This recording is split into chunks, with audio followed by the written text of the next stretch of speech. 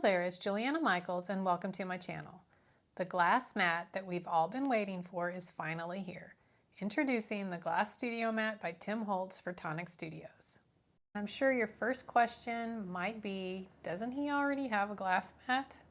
Well, yes he does, but this one is different in so many ways, and in this video I want to share with you what some of those differences are and what I love about this new mat.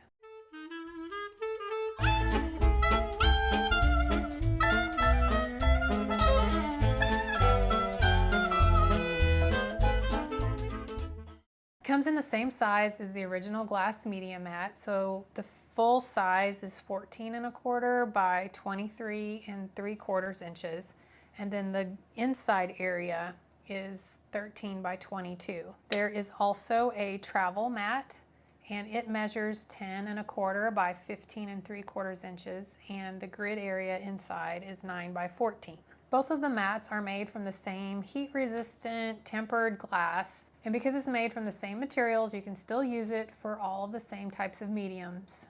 The travel size comes with a neoprene carrying case that is made for storing and protecting it. And they both have the same gripping feet on the bottom so that the mat is raised up a little bit and it prevents it from sliding around.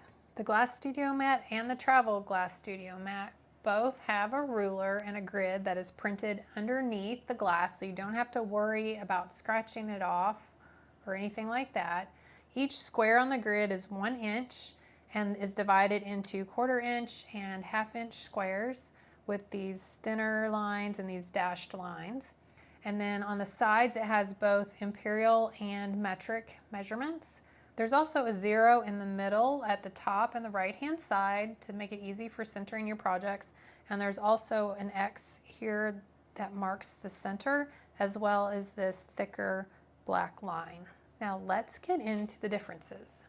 As you can see, the entire mat is white, and this is one of the biggest changes that I am in love with, but more on that in a minute.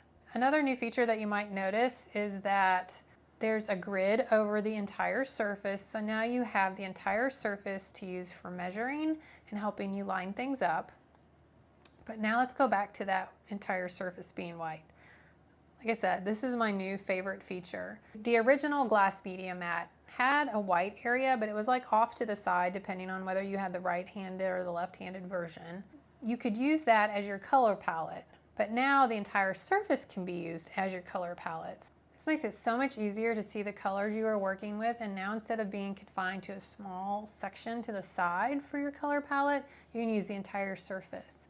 I really love having this larger area to work in and being able to see more clearly the colors I'm working with. Another difference is that it doesn't come with the non-stick craft mat, but if you are like me and you like to use this, it's still available and it works just the same with this studio mat as it does with the media mat. It sticks down and will stay in place for you to work on. Now let's get into some of the mediums that are great for using on a glass mat. One of my favorite mediums to use with a glass mat is alcohol inks, because I don't have to worry about them staining or ruining my surface that I'm working on. So that's easy to put them onto the paper and work with them and not have to worry about the ink getting over off the craft mat and ruining anything.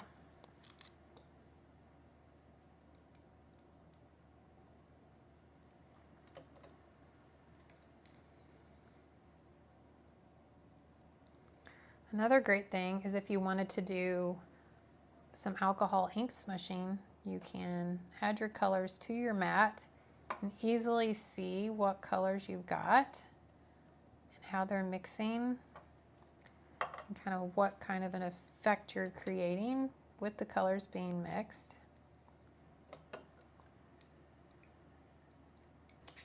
Before you add your paper.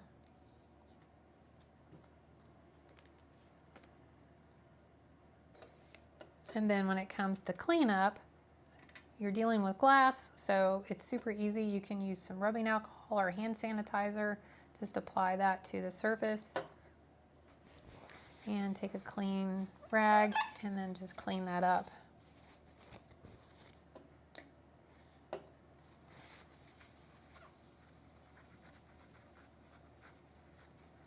And it's good as new. Another great medium that I love to work with on a glass mat is waterproof type permanent inks, such as Archival Ink. And when you're stamping with that kind of ink onto the glass mat, again, you don't have to worry about it staining or damaging your surface at all. And you can just stamp your image onto your paper. And if you want to do the stamping, you know, where some of it's off the paper even, like I'm going to do here, again, you don't have to worry about it ruining anything, and it'll be super easy to clean up from wherever, you know, from the surface there. Again, you can just use some rubbing alcohol or a hand sanitizer to easily wipe up that ink.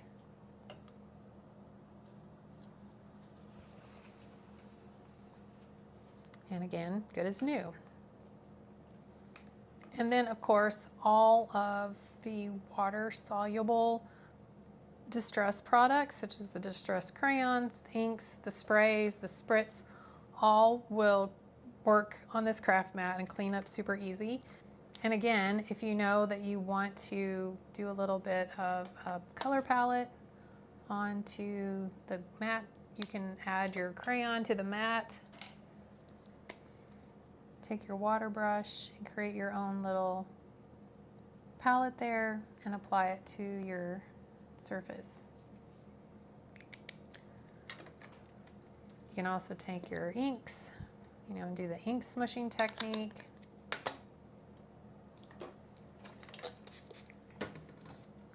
Smush those into the ink there. And you can do that same thing with the oxide inks. You can also spray directly onto your craft mat. Add some water and smush into that if you like. It's just lots of possibilities for working with the glass mat, and again, being able to see what colors you have down. So like at this point, you have these peeled paint down and you want to add a little bit maybe of some faded jeans. You can see where that blue is on your craft mat and kind of get a sense of where that color is, and then you can kind of dip straight into that if you want. And now, as I also mentioned, like this is still heat resistant, so you can heat on this and it's not going to hurt anything. Now the glass mat will get hot from the heat, so you do want to be cautious of touching the glass mat if you leave the paper straight on the mat and do all the drying with it on the glass mat. I'd recommend picking it up to do the drying just because it will get the air around the paper and help it dry a little bit faster. But you don't have to worry about damaging the surface in any way with the heat. And then just like with the alcohol inks, super easy to clean up with any kind of water-soluble medium. You can just use a little spritz of water and a paper towel or a rag and just wipe it off and you're ready to go again. So when it comes to working with any kind of paste or other type medium on this mat, again, you can certainly use them. Any of the pastes are going to work fine. If you get a little bit onto the glass mat, it's not going to cause any issues. It'll be easy to clean up.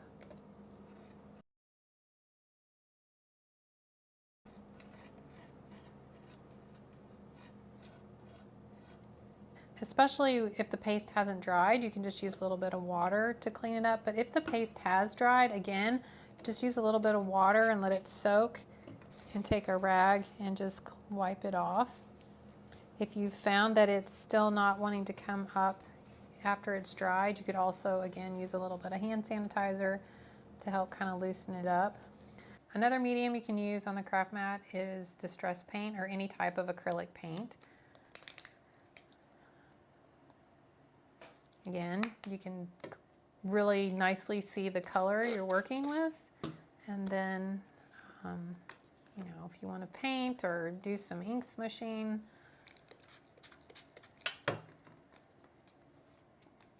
You can do any of that and not have to worry about it damaging your surface, because once paint dries on most surfaces, it's permanent. So like if you get it on into anything porous such as wood or fabric, it's not coming off once it dries. This paint here is dry in this section. This one's still a little bit wet, but this area is dry. And I just wanted to show you that yes, you can still clean this off your mat. Just spritz it with a little bit of water, even this dry area. And then take a paper towel or a rag and it will clean right up, which is super awesome as well. So with all that said, the only things that I probably would not use directly onto my glass mat would be collage medium or any type of a liquid adhesive.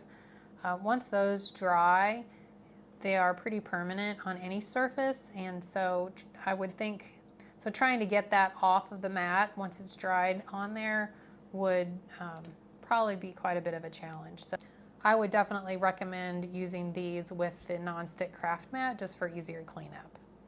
The other thing I wouldn't use with my craft mat is like a craft knife of any kind. You can use it, and there are a lot of people that absolutely love using craft knives on glass mats because of like there's no resistance like you get with the self-healing mats. However, the glass mats do tend to dull the blades a little bit quicker, and it's also could potentially scratch it a little bit. Again, though, it's a work surface, so if it gets scratches, it's not the end of the world. It's still not going to damage anything or mess up the ruler and grid system that you see here. I hope you enjoyed hearing from me about the new Tim Holtz Glass Studio Mat, what I love about it, and how I'll be using it as my craft surface for future projects. Thanks so much for watching. Don't forget to hit the subscribe button so you can join me on a more regular basis. Hit the like if you enjoyed this video, and if you want to join me on my other social media platforms, you can find the links to those in the description box below. Also, feel free to leave me a comment if you have any questions or if there's something you'd love to share with me and our community. I'll see you in the comments below and in the next video. Until next time, stay crafty, my friend.